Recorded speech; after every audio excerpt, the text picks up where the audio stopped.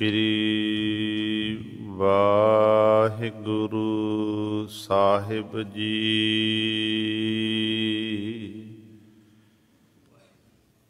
एक ओंकार सतनाम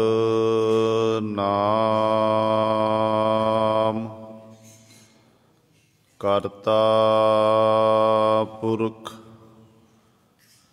निर्भव निर्वैर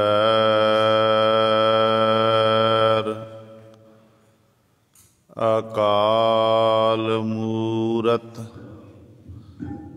अजूनी सैभं गुर प्रसाद। दंडौत बंदन अनकबार सर्व कला समरथ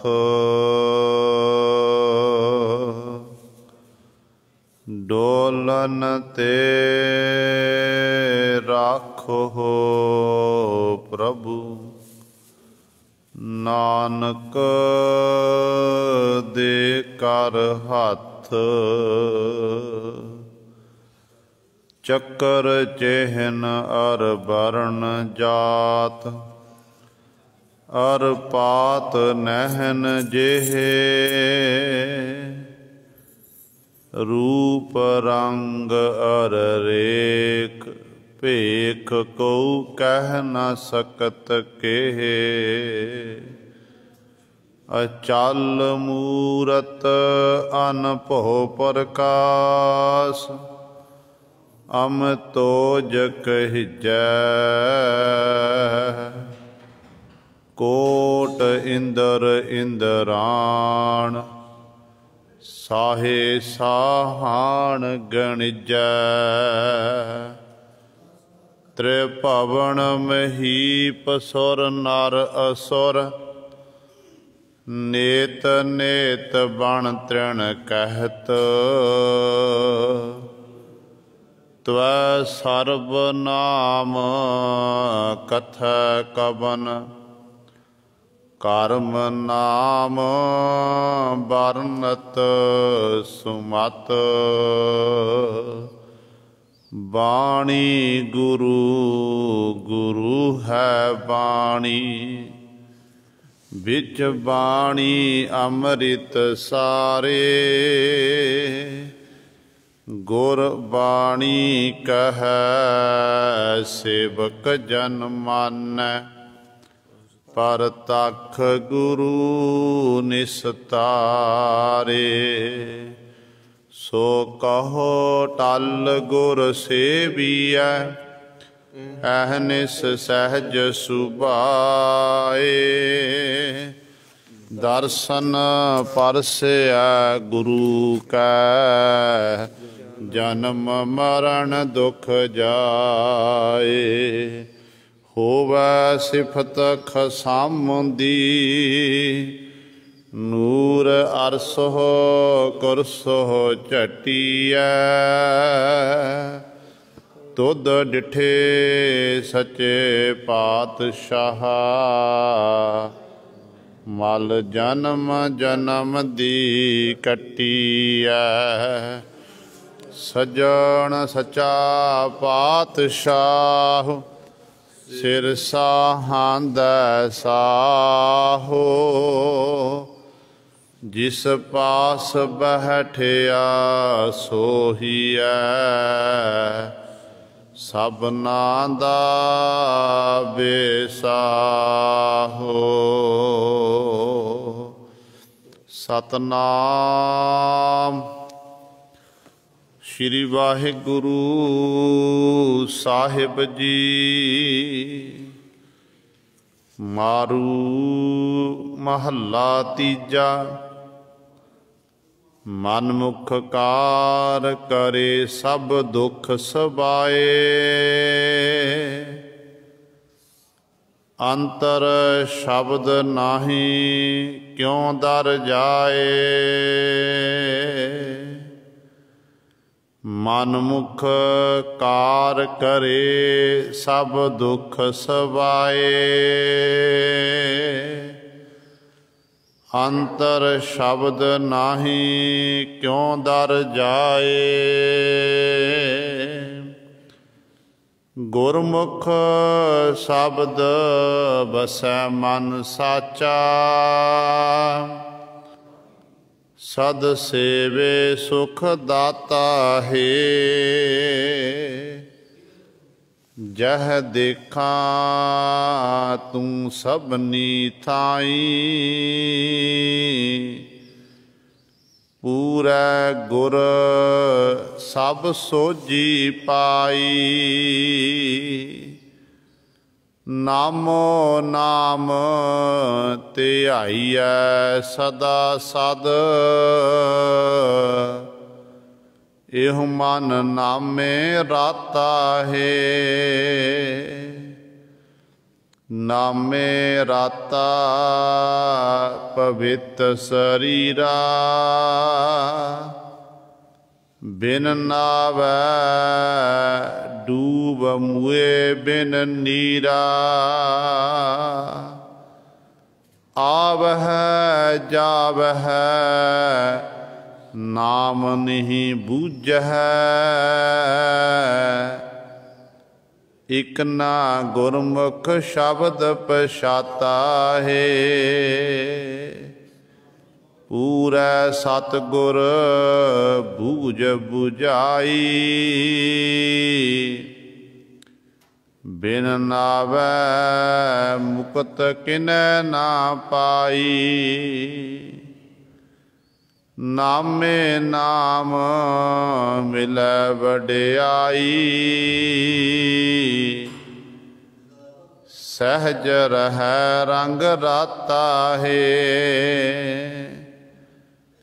ਕਾਇਆ ਨਗਰ ਟਹਿ ਟਹਿ ਢੇਰੀ।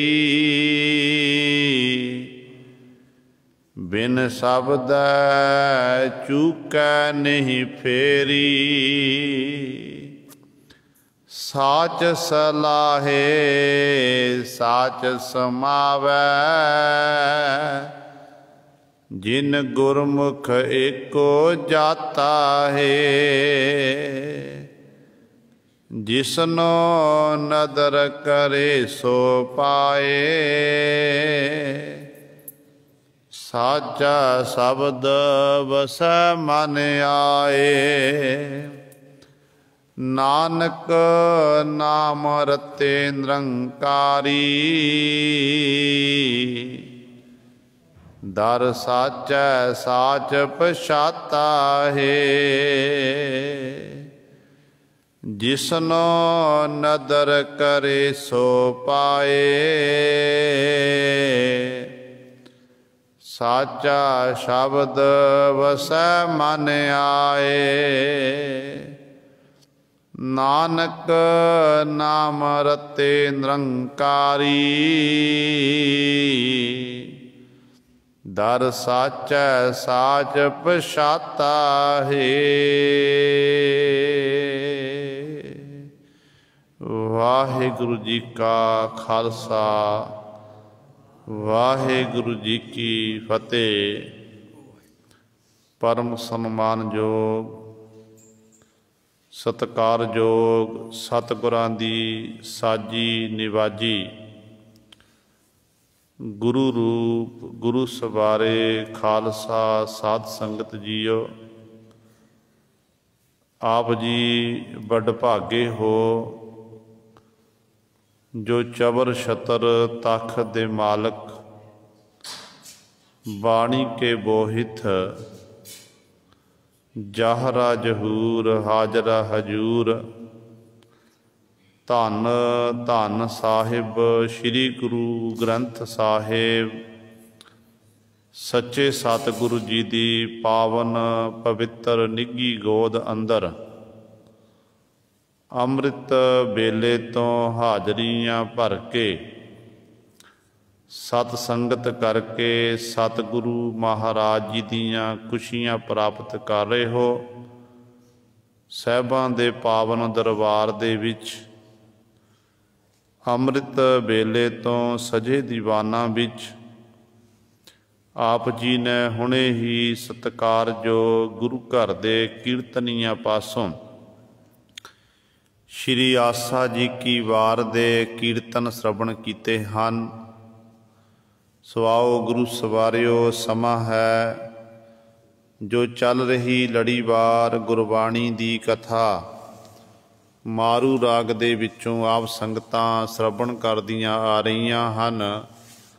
ਸਤਿਗੁਰੂ ਮਹਾਰਾਜ ਦੀ ਕਿਰਪਾ ਸਦਕਾ ਧੰਨ ਗੁਰੂ ਅਮਰਦਾਸ ਪਾਤਸ਼ਾਹ ਮਹਾਰਾਜ ਦੇ ਪਾਵਨ ਸ਼ਬਦ ਮਾਰੂ ਸੋਲ੍ਹੇ ਪਾਵਨ ਬਾਣੀ ਦੀ ਵਿਚਾਰ ਚੱਲ ਰਹੀ ਹੈ। ਕੱਲ ਤੱਕ ਦੀ ਵਿਚਾਰ ਵਿੱਚ ਆਪ ਜੀ ਨੇ 10 ਬੰਦਾਂ ਤੱਕ ਵਿਚਾਰ ਸ਼ਰਵਣ ਕੀਤੀ ਸੀ। ਅੱਜ ਸਤਿਗੁਰੂ ਮਹਾਰਾਜ ਜੀ 11ਵੇਂ ਬੰਦ ਦੁਆਰਾ ਸਾਨੂੰ ਪਾਵਨ ਉਪਦੇਸ਼ ਬਖਸ਼ਿਸ਼ ਕਰ ਰਹੇ ਹਨ। ਆਓ ਆਪਣੀਆਂ ਮਨ ਬਿਰਤੀਆਂ ਇਕਾਗਰ ਕਰੀਏ, ਧਿਆਨ ਗੁਰੂ ਚਰਨਾਂ ਨਾਲ ਜੋੜੀਏ ਤੇ ਗੁਰੂ ਮਹਾਰਾਜ ਜੀ ਦੇ ਪਾਵਨ ਉਪਦੇਸ਼ ਨੂੰ ਹਿਰਦਿਆਂ ਵਿੱਚ ਵਸਾ ਕੇ ਆਪਣਾ ਜੀਵਨ ਸਫਲਾ ਕਰੀਏ। ਕਰੋ ਸਾਰੇ ਆਪਣੀ ਰਸਨਾ ਪਵਿੱਤਰ ਤੇ ਉਚਾਰਨ ਕਰੋ ਜੀ ਸਤਨਾਮ ਸ਼੍ਰੀ ਵਾਹਿਗੁਰੂ ਸਾਹਿਬ ਜੀ। ਮਨ ਮੁਖ ਕਾਰ ਕਰੇ ਸਭ ਦੁਖ ਸਵਾਏ, ਅੰਤਰ ਸ਼ਬਦ ਨਾਹੀ ਕਿਉਂ ਦਰ ਜਾਏ। ਧੰਨ ਧੰਨ ਸਾਹਿਬ ਸ੍ਰੀ ਗੁਰੂ ਅਮਰਦਾਸ ਪਾਤਸ਼ਾਹ ਮਹਾਰਾਜ ਇਸ ਪਾਵਨ ਬੰਦ ਦੇ ਵਿੱਚ ਮਨਮੁਖ ਤੇ ਗੁਰਮੁਖ ਦੀ ਗੱਲ ਕਰਦੇ ਨੇ ਕਿ ਮਨਮੁਖ ਦੀ ਜਿਹੜੀ ਕਾਰ ਹੈ, ਮਨਮੁਖ ਦਾ ਜੀਵਨ ਕਿਹੋ ਜਿਹਾ ਤੇ ਗੁਰਮੁਖ ਜਨ ਕਿਵੇਂ ਉਸ ਮਾਲਕ ਦੇ ਗੁਣ ਗਾਇਨ ਕਰਕੇ ਉਸ ਮਾਲਕ ਦੇ 'ਚ ਅਭੇਦ ਹੋ ਜਾਂਦੇ ਹਨ, ਲੀਨ ਹੋ ਜਾਂਦੇ ਹਨ। ਤੇ ਗੁਰੂ ਪਾਤਸ਼ਾਹ ਜੀ ਅਰੰਭਤਾ ਵਿੱਚ ਬਚਨ ਕਰਦੇ ਨੇ ਕਿ ਮਨਮੁਖ, ਜਿਹੜਾ ਮਨਮੁਖ ਕੌਣ ਹੈ? ਮਨ ਦੀ ਮਰਜ਼ੀ ਕਰਨ ਵਾਲਾ, ਜਿਹੜਾ ਆਪਣੀ ਮਤ ਦਾ ਧਾਰਨੀ ਹੈ, ਗੁਰਮਤ ਦਾ ਧਾਰਨੀ ਨਹੀਂ ਹੈ। ਉਹ ਜੀਵ ਜਿਹੜਾ ਗੁਰੂ ਦੇ ਆਸ਼ੇ ਤੋਂ ਉਲਟ ਕਰਮ ਕਰਦਾ ਹੈ। ਜਿਹੜੇ ਕੰਮ ਕਰਨ ਤੋਂ ਸਾਡੇ ਗੁਰੂ ਸਾਹਿਬਾਨ ਜੀ ਨੇ ਸਾਨੂੰ ਰੋਕਿਆ, ਵਰਜਿਤ ਕੀਤਾ ਹੈ, ਉਹਨਾਂ ਕੰਮਾਂ ਨੂੰ ਵਾਰ-ਵਾਰ ਕਰਦਾ ਹੈ। ਐਸੇ ਜੀਵ ਨੂੰ ਕੀ ਆਖਿਆ ਜਾਂਦਾ ਹੈ? ਮਨਮੁਖ। ਕਹਿੰਦੇ ਇਹੋ ਜਿਹੇ ਮਨਮੁਖ ਜੀਵ ਕਾਰ ਕਰਦੇ ਹਨ ਤੇ ਕਾਰ ਕਰਦੇ ਸਮੇਂ ਕਹਿੰਦੇ ਦੁੱਖ ਸਵਾਏ, ਇਹਨਾਂ ਦੁੱਖ ਜਿਹੜੇ ਵੱਧਦੇ ਜਾਂਦੇ ਨੇ। ਕਿਉਂਕਿ ਮਨੁੱਖ ਜੀਵ ਦੀ ਹਾਲਤ ਇਹੋ ਜਿਹੀ ਹੋ ਜਾਂਦੀ ਹੈ ਕਿ ਜਿਉਂ-ਜਿਉਂ ਆਪਣੇ ਸੰਸਾਰੀ ਕਾਰ ਵਿਹਾਰ ਕਰਦਾ, ਸੰਸਾਰ 'ਚ ਵਿਚਰਦਾ ਹੈ, ਜਿਉਂ-ਜਿਉਂ ਦਾ ਕਾਰੋਬਾਰ ਵੱਧਦਾ, ਤਿਉਂ-ਤਿਉਂ ਉਸ ਮਨਮੁਖ ਜੀਵ ਦੇ ਅੰਦਰ ਦੀ ਤਮਾ ਹੈ ਉਹ ਵੀ ਦਿਨੋਂ ਦਿਨ ਵੱਧਦੀ ਜਾਂਦੀ ਹੈ। ਜਿਹੜੇ ਗੁਰਮੁਖ ਜਨ ਹਨ, ਗੁਰਮੁਖ ਜਨ ਕਾਰ ਕਰਦੇ ਨੇ, ਦਸਾਂ ਨੋਹਾਂ ਦੀ ਕਿਰਤ ਕਰਦੇ ਤੇ ਕਾਰੋਬਾਰ 'ਚ ਵਾਧਾ ਪੈ ਆ ਗਿਆ, ਦਿਨ ਦੁਗਣੀ ਰਾਤ ਚੌਗਣੀ ਤਰੱਕੀ ਕਰ ਲਈ, ਤੇ ਉਦੋਂ ਵੀ ਗੁਰਮੁਖ ਜਨ ਪਰਮਾਤਮਾ ਦਾ ਸ਼ੁਕਰ ਕਰਦੇ ਨੇ, ਧੰਨਵਾਦ ਕਰਦੇ ਨੇ। ਜੇਕਰ ਕਿਤੇ ਕਾਰੋਬਾਰ 'ਚ ਘਾਟਾ ਪੈ ਗਿਆ, ਸਫਲਤਾ ਪ੍ਰਾਪਤ ਨਹੀਂ ਹੋਈ, ਤੇ ਉਦੋਂ ਫਿਰ ਰੱਬ ਨੂੰ ਉਲਾਂਭੇ ਨਹੀਂ ਦਿੰਦੇ, ਗੁਰੂ ਨੂੰ ਉਲਾਂਭਾ ਨਹੀਂ ਦਿੰਦੇ ਹਨ, ਤੇ ਗੁਰੂ ਦੇ ਸਨਮੁਖ ਹੋ ਕੇ ਬੇਨਤੀਆਂ ਕਰਦੇ ਨੇ। ਕਹਿੰਦੇ ਪ੍ਰਮਾਤਮਾ ਇਹਦੇ ਵਿੱਚ ਹੀ ਤੇਰੀ ਰਜਾ ਹੈ, ਬਸ ਤੇਰੀ ਰਜਾ ਹੈ, ਤੂੰ ਮੈਨੂੰ ਆਪਣੇ ਭਾਣੇ ਤੋਂ ਉਲਟ ਕਰਮ ਨਾ ਕਰਨ ਦੇਵੀਂ। ਜਿੰਨੀ ਮੇਰੀ ਜ਼ਿੰਦਗੀ ਹੈ, ਰਹਿੰਦੇ ਸਵਾਸਾਂ ਤੱਕ ਮੈਂ ਤੇਰੀ ਰਜਾ ਦੇ ਵਿੱਚ ਰਹਿ ਕੇ, ਭਾਣੇ ਦੇ ਵਿੱਚ ਰਹਿ ਕੇ ਆਪਣੇ ਜੀਵਨ ਨੂੰ ਬਤੀਤ ਕਰਨਾ ਹੈ। ਇਹ ਗੁਰਮੁਖਾਂ ਦਾ ਜੀਵਨ ਹੈ। ਜਿਹੜੇ ਮਨਮੁਖ ਨੇ ਉਹ ਮਨਮੁਖ ਕਹਿੰਦੇ ਕਾਰ ਕਰਦੇ ਨੇ, ਤੇ ਜਿਉਂ-ਜਿਉਂ ਉਹਨਾਂ ਦਾ ਪਸਾਰਾ ਵੱਧਦਾ ਹੈ ਤੇ ਤਿਉਂ-ਤਿਉਂ ਕਹਿੰਦੇ ਦੁੱਖ ਵੀ ਦਿਨੋਂ ਦਿਨ ਵੱਧਦੇ ਜਾਂਦੇ ਨੇ, ਦੁੱਖਾਂ ਵਿੱਚ ਘਿਰੇ ਜਾਂਦੇ ਹਨ। ਕਿਉਂ ਇਸ ਤਰ੍ਹਾਂ ਦੁਖੀ ਹੁੰਦੇ ਨੇ? ਕਾਰਨ ਕੀ ਹੈ? ਮਨਮੁਖ ਜੀ ਦੁਖੀ ਕਿਉਂ ਹੁੰਦਾ ਹੈ? ਸਤਿਗੁਰੂ ਕਹਿੰਦੇ ਅੰਤਰ ਸ਼ਬਦ ਨਾਹੀਂ ਕਿਉਂ ਦਰ ਜਾਏ? ਕਿਉਂਕਿ ਉਹਨਾਂ ਦੇ ਅੰਦਰ ਗੁਰੂ ਦੇ ਸ਼ਬਦ ਦਾ ਵਾਸਾ ਨਹੀਂ ਹੋਇਆ ਹੈ।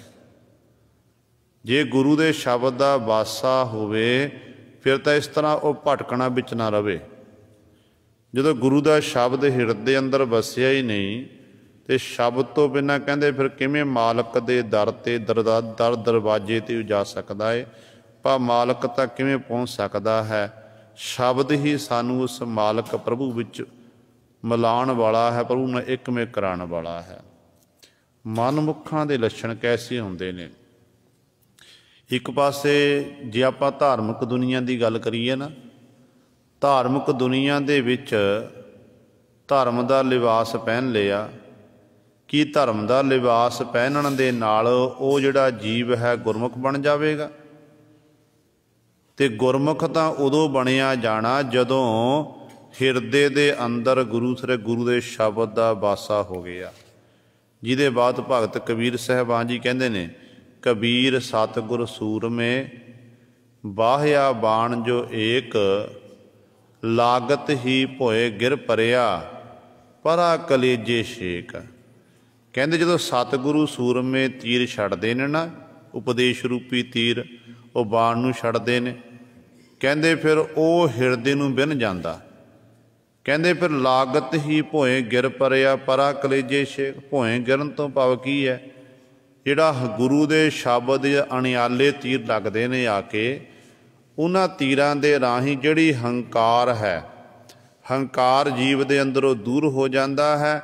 ਭੋਏ ਗਿਰ ਪਰਾ ਭਾਵ ਮਨ ਵਿੱਚ ਨਿਮਰਤਾ ਆ ਜਾਂਦੀ ਹੈ ਤੇ ਇਸ ਤਰ੍ਹਾਂ ਫਿਰ ਹਿਰਦੇ ਜਿਹੜਾ ਪਰਿਆ ਕਲੇਜੇ ਛੇਕ, ਉਹ ਹਿਰਦੇ ਅੰਦਰ ਬਰਾਗ ਪੈਦਾ ਹੋ ਜਾਂਦਾ ਹੈ।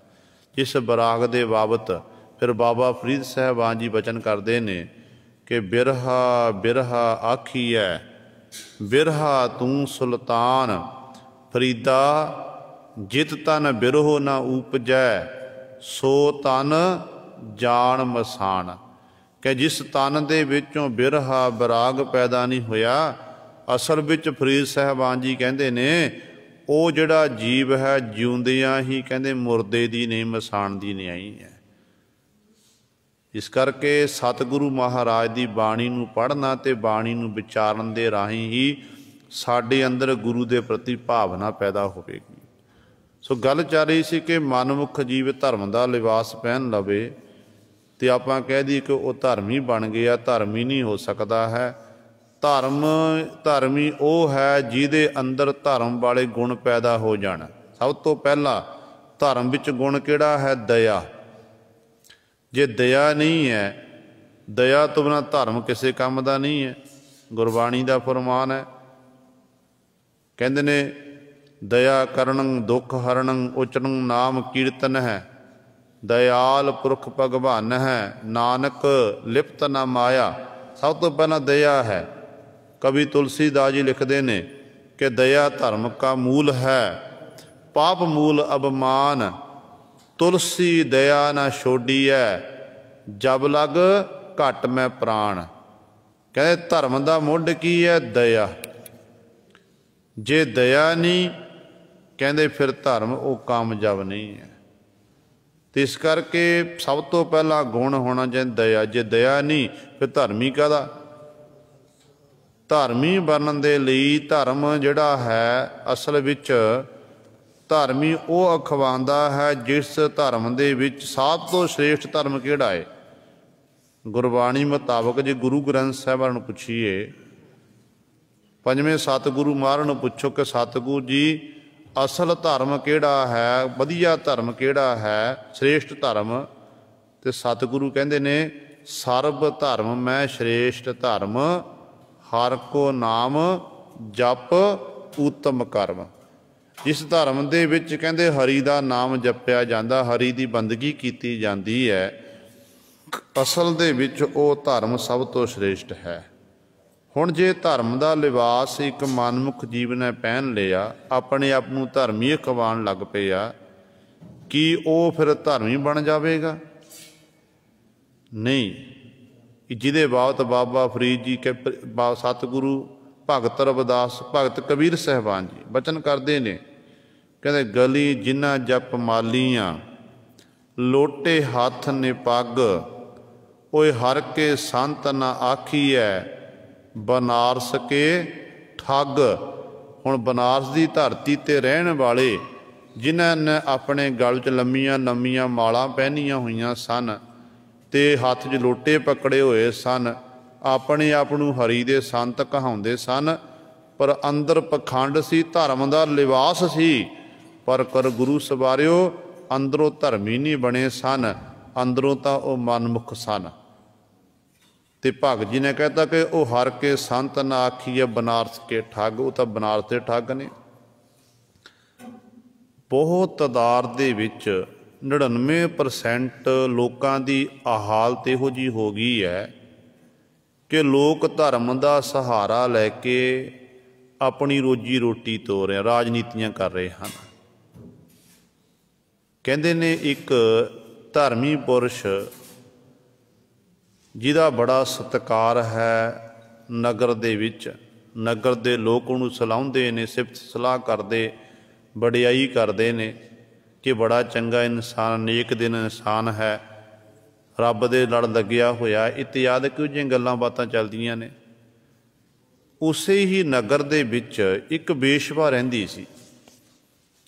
ਕਹਿੰਦੇ ਇੱਕ ਦਿਨ ਇਹ ਧਰਮੀ ਪੁਰਸ਼ ਖਲੋਤਾ, ਕੋਲੋਂ ਦੀ ਬੇਸ਼ਵਾ ਲੰਘੀ ਅਤੇ ਬੇਸ਼ਵਾ ਨੂੰ ਆਖਣ ਲੱਗਿਆ ਕਿ ਬੇਟਾ ਆ ਤੈਨੂੰ ਮੈਂ ਧਰਮ ਦੀ ਗੱਲ ਸਿਖਾਵਾਂ,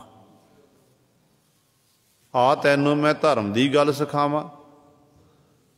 ਅੱਗੋਂ ਉਸ ਬੇਸ਼ਵਾ ਨੇ ਉੱਤਰ ਦੇਣਾ ਕੀਤਾ, ਕਹਿਣ ਲੱਗੀ ਜਾ ਪਰੇ ਚੱਲ, ਤੇਰੇ ਨਾਲ ਮੈਂ 100 ਗੁਣਾ ਵੱਧ ਚੰਗੀ ਹਾਂ, ਮੈਂ ਨਹੀਂ ਧਰਮ ਦੀ ਗੱਲ ਸਿੱਖਣੀ, ਤੇਰੇ ਨਾਲ 100 ਗੁਣਾ ਵੱਧ ਮੈਂ ਚੰਗੀ ਹਾਂ। ਜਦੋਂ ਹੁਣ ਇਹ ਆਖਣਾ ਕੀਤਾ, ਇੱਕ ਧਰਮੀ ਪੁਰਸ਼ ਨੂੰ ਇੱਕ ਬੇਸ਼ਵਾ ਜਿਹੜੀ ਪਰ ਪੁਰਸ਼ਾਂ ਦੀ ਸੰਗਤ ਕਰਦੀ ਹੈ, ਇੱਕ ਧਰਮੀ ਇਨਸਾਨ ਨੂੰ ਇਹ ਆਖ ਦੇਵੇ ਤੇਰੇ ਨਾਲ 100 ਗੁਣਾ ਵੱਧ ਚੰਗੀ ਹੈ, ਤੇ ਸੁਣ ਕੇ ਹੈਰਾਨ ਹੋ ਗਿਆ, ਅੱਗ ਬਬੂਲਾ ਹੋ ਗਿਆ, ਝਗੜਾ ਦੋਨਾਂ ਦਾ ਝਗੜਾ ਹੋ ਗਿਆ। ਬੇਸ਼ਵਾ ਧਰਮੀ ਪੁਰਸ਼ ਨੂੰ ਕਬੂਲ ਬੋਲਦੀ ਹੈ ਤੇ ਧਰਮੀ ਪੁਰਸ਼ ਬੇਸ਼ਵਾ ਨੂੰ ਕਬੂਲ ਬੋਲਦਾ ਹੈ, ਤੇ ਝਗੜਾ ਇੱਥੋਂ ਤੱਕ ਵੱਧ ਗਿਆ ਕਿ ਨਗਰ ਦੀ ਪੰਚਾਇਤ ਇਕੱਠੀ ਹੋ ਗਈ। ਪੰਚਾਇਤ ਇਕੱਠੀ ਹੋ ਗਈ, ਪੰਚ ਸਰਪੰਚ ਇਤਿਆਦਿਕ ਸਾਰੇ ਆ ਗਏ, ਸਾਰੇ ਆ ਗਏ ਨੇ, ਬੈਠੇ ਹੋਏ ਨੇ। ਧਰਮੀ ਪੁਰਸ਼ ਵੀ ਆ ਗਿਆ, ਬੇਸ਼ਵਾ ਵੀ ਉਸ ਕਚਹਿਰੀ ਵਿੱਚ ਆ ਕੇ ਪਹੁੰਚੀ ਹੈ। ਤੇ ਜਦੋਂ ਸਾਰੇ ਬੈਠ ਗਏ, ਨਗਰ ਦੇ ਲੋਕ ਬੈਠੇ ਨੇ, ਤੇ ਧਰਮੀ ਪੁਰਸ਼ ਨੂੰ ਪੁੱਛਿਆ, ਕਹਿਣ ਲੱਗੇ ਹਾਂਜੀ ਬਾਬਾ ਜੀ ਦੱਸੋ, ਤੁਹਾਡਾ ਚ ਲੜਾਈ ਦਾ ਕਾਰਨ ਕੀ ਗੱਲ ਹੈ? ਕਹਿਣ ਲੱਗਿਆ ਕਿ ਦੇਖੋ ਜੀ, ਇਹ ਮੇਰੇ ਕੋਲੋਂ ਦੀ ਲੰਘੀ, ਮੈਨੂੰ ਆਖਣਾ ਕੀਤਾ ਕਿ ਬੇਟਾ ਆ ਤੈਨੂੰ ਮੈਂ ਧਰਮ ਦੀ ਗੱਲ ਸਿਖਾਵਾਂ, ਤੇ ਅੱਗੋਂ ਇਹਨੇ ਮੈਨੂੰ ਜਵਾਬ ਦੇਣਾ ਕੀਤਾ ਜਾਂ ਪਰੇ ਮਰ, ਤੇਰੇ ਨਾਲ 100 ਗੁਣਾ ਵੱਧ ਚੰਗੀ ਹੈ। ਮੈਂ ਇਹ ਜਾਣਨਾ ਚਾਹੁੰਦਾ ਹਾਂ ਕਿ ਮੇਰੇ ਨਾਲ 100 ਗੁਣਾ ਵੱਧ ਚੰਗੀ ਕਿਉਂ? ਇੱਥੋਂ ਸਾਡੀ ਲੜਾਈ ਸ਼ੁਰੂ ਹੋਈ ਹੈ।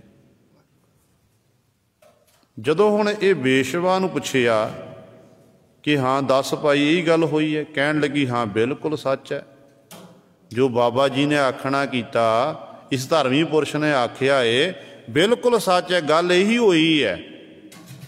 ਇਹਨੇ ਮੈਨੂੰ ਇੰਝ ਆਖਣਾ ਕੀਤਾ ਤੇ ਮੈਂ ਅੱਗੇ ਆਖੇ ਤੇ ਨਾਲ 100 ਗੁਣਾ ਵੱਧ ਚੰਗੀ ਆ। ਕਹਿਣ ਲੱਗੇ ਫਿਰ ਇਹ ਕੀ ਕਾਰਨ ਸੀ, ਤੂੰ ਕਿਉਂ ਆਖਣਾ ਕਿ ਤੂੰ 100 ਗੁਣਾ ਵੱਧ ਚੰਗੀ ਕਿਵੇਂ ਹੋ ਗਈ? ਉਸ ਬੇਸ਼ਵਾ ਨੇ ਉੱਤਰ ਦੇਣਾ ਕੀਤਾ, ਕਹਿਣ ਲੱਗੀ ਕਿ ਸਾਰਿਆਂ ਨੂੰ ਪਤਾ ਹੈ ਕਿ ਮੈਂ ਇੱਕ ਬੇਸ਼ਵਾ ਹਾਂ, ਮੈਂ ਪਰ ਪੁਰਸ਼ਾਂ ਦੀ ਸੰਗਤ ਕਰਦੀ ਹਾਂ, ਆਪਣੀ ਪੇਟ ਦੀ ਪੂਰਤੀ ਦੀ ਲਈ ਮੈਂ ਆਪਣੇ ਤਨ ਨੂੰ ਵੇਚਦੀ ਹਾਂ, ਪਰ ਇਹ ਜਿਹੜਾ ਸਾਹਮਣੇ ਜਿਹਨੇ ਧਰਮ ਦਾ ਲਿਬਾਸ ਪਹਿਨਿਆ ਹੋਇਆ, ਆਪਣੇ ਆਪ ਨੂੰ ਧਰਮੀ ਅਖਵਾਉਂਦਾ ਏ, ਕਹਿਣ ਲੱਗੀ ਇਹ ਧਰਮ ਨੂੰ ਵੇਚਦਾ ਹੈ, ਧਰਮ ਦਾ ਸਹਾਰਾ ਲੈ ਕੇ ਆਪਣੀ ਰੋਜੀ ਰੋਟੀ ਚਲਾ ਰਿਹਾ ਹੈ, ਰਾਜਨੀਤੀ ਕਰਦਾ ਹੈ। ये धर्म नूं बेच रहा है तो मैं अपने शरीर नूं बेचदी हाँ। मेरे बारे तो पता है ये धर्म नूं बेच के भी अपने आप नूं छुपा के रखदा है। इस करके इहदे नालों मैं 100 गुणा वध चंगी हाँ। तो गुरु सर कहण दा भाव है कि मनमुख जीवां दी हालत इहो जी हुंदी है। धर्म का लिबास भी पहन लेना, धर्म भी अखवाना है, तो धर्म के नाम ते वो काम करने जिहड़े काम करन नूं साडे गुरु पातशाह अवतारी पुरश जिहड़े ने वो सानू गुरु सर इजाजत नहीं दिंदे हन, शोभा नहीं सानू दिंदे। धर्म के थले इहो जे काम करने उहनूं की आख्या जांदा है? धर्मी बन गया कि वो धर्मी धर्म का लिबास पहन के वो गुरमुख हो गया? नहीं, असल विच वो मनमुख है। मनमुख जीव जिहड़ा इहो जे काम करदा जिहदे अंदर तां गुरु दे शब्द दे अणियाले तीर लग जांदे ने, फिर वो तां हर समय अपने धर्म च परपक्क रहिंदा है, गुरु दे आछे अनुसार अपने जीवन नूं बतीत करदा है। पर जिहड़े गुरु सर केवल लोग दिखावे हित ये पहरावा पहनिया होया ते अंदर कदे नितनेम नहीं करना, कदे सेवा सिमरन नहीं करनी, कदे पराए दा भला नहीं करना, ते पराए दा बुरा ही लोचना है, फिर कहते दसो उहदा भला किवें होवेगा? कि गुरु दीयां खुशियां मिल जावेगियां? बाबा फरीद जी का सलोक चेते आ गया। बाबा फरीद जी कहते ने, फरीदा जो तै मारन मुक्कियां तिना न मारे घुम, आपनड़ै घर जाइए पैर तिन्हां दे चुम। ये धर्मी पुरश की निशानी है। धार्मी पुरश के अंदर इन्नी निमरता होनी चाहिए है। हुण इहदा मतलब ये भी नहीं कि तुहाडे अगे घसुन मारे तुसीं चुप करे खाई चलो। तो सतगुरु महाराज कहते ने, जबै बाण लाग्यो तबै रोस जागियो। कि जो आप गुरु पातशाह जीवन पढ़ते हैं, जिन्ने भी जंग युद्ध होए ने 6वें पातशाह तो लैके 10वें पातशाह महाराज तक, कुल जे जंगां दी आपां गिणती करिए ना, छोटियां वड्डियां जंगां, तो 4 जंगां 6वें पातशाह महाराज लड़ना कीतियां ने, ते 14 जंगां 10वें पातशाह गुरु गोबिंद सिंह महाराज लड़ना कीतियां ने। कुल जंगां हो गईयां 18 जंग, 18 युद्ध होए ने सतगुरु महाराज समय। पर किते इतिहास 'च ये नहीं लिखिया होया कि सतगुरु किसी उत्ते चढ़ के गए होण। जिहड़ा भी जदों सतगुरु उत्ते कोई चढ़ के आया तो सतगुरु ने अगों नूं जवाब देना कीता है। इत्थों तक जेकर गुरु गोबिंद सिंह महाराजा 6वें पातशाह उत्ते कोई हमला करदा ना, सामने दुश्मन बंगारदा आके सतगुरु नूं वार करन दा मौका दिंदे ने। इतिहासकार लिखदे ने ये गुरु पातशाह 3 वार करन दा मौका दिंदा। एक बार खाली जांदा, दूजा खाली जांदा सी, फिर तीजा खाली चले जाना, तो चौथी वारी सतगुरु कहंदे सन हुण मेरी वारी है, तू सावधान होना, कि दस दे तैनूं वार किवें करीदा है। तो एक वार दे नाल पातशाह जी दुश्मन नूं खत्म कर दिंदे सन। ते पर सतगुरु एडे परोपकारी सी। अज तक बड़े बड़े जरनैल होए ने संसार दे विच, जिन्हां ने अपने शास्त्रां दे उत्ते अपने नाम लिखे हुए ने। पर गुरु गोबिंद सिंह महाराज एक ऐसे बड़े जरनैल योधे सन, ऐसे संत सिपाही सी कि जिन्हां दे मारन विच ही परोपकार सी। इतिहासकार लिखते ने कि गुरु गोबिंद सिंह महाराज दे जिहड़ा तीर सी, तीर नूं 1.25 तोले दा सोना लग्या हुंदा सी। उतों भाव की सी? पहली गल तो जो सतगुरु तीर छड्डदे सी, तीर चलण दे नाल ते जिहड़ा दुश्मन है बचदा नहीं सी। बंद हो यार, तीर चलण नाल पहली गल तो यह है कि दुश्मन जिहड़ा है बचदा नहीं सी। जे बच जावे तो वह जिहड़ा 1.25 तोला तुण सोना लग्या हुंदा सी, उस सोने दे राही उहदा इलाज किया जा सकता है, अपना इलाज करा सकता है। जे उहदी मौत हो जावे तो मौत होण तो जिहड़ी अंतिम क्रिया उहदा परिवार उस सोने नूं बेच के उस जीव दे अंतिम क्रिया की जा सकती। इन्ना परोपकार सतगुरु मारन विच भी करते सन। सो गल जा रही है कि धार्मी पुरुष जिहड़ा है जिहदे अंदर धर्म दे गुण, बाबा फरीद जी कहते ने भाई जे तेरे कोई आके घसुन मारे तो तिन्हां ना मारे घुम, उन्होंने घुम के नहीं मारना, उन्होंने मौका देना पै सुधरन का। आपनड़ा घर जाइए पैर तिन्हां दे चुम, भाव तेरे अंदर इन्नी निमरता होनी चाहिए है, इन्ना निमाणापन होना चाहिए है कि तेरे उत्ते कोई भी चढ़ के आवे ना, तेरी निमरता देख के वो आप ही झुक जावे। तो इस करके सतगुरु इत्थे बचन करते हैं, कहते मनमुख जीवां की हालत ऐसी है जिन्हां दे अंदर गुरु का शब्द नहीं है। शब्द नहीं है, फिर जो गुरु का शब्द अंदर वासा नहीं होया, फिर दसो किवें क्यों दर जाए, वो गुरु साहबान के दर ते किवें जा सकते हैं, परमेश्वर के दर ते किवें प्रवान हो सकते हैं, वो प्रवान नहीं हो सकते हैं। गुरमुख शब्द बसै मन साचा, सद सेवे सुख दाता है। पहला तो पातशाह ने मनमुखां की गल की है, हुण सतगुरु गुरमुख जनां की गल करते ने। गुरमुख किहड़े हैं? गुरमुख जिन्हां दा मुख गुरु वल है, जिहड़े गुरु की शरण विच आउंदे ने, जां इंज कह लईए जिन्हां ने खंडे बाटे दा अमृत छकिया होया ते रहत विच परपक्क ने। रहनी रह सोई सिख मेरा, ओ साहिब मैं उसका चेहरा, ऐसी अवस्था दे धारनी बन गए ने, वो फिर गुरमुख जन हन। ते उन्हां दे अंदर फिर गुरु का शब्द बस जांदा, मन करके वो सच्चे हुंदे ने।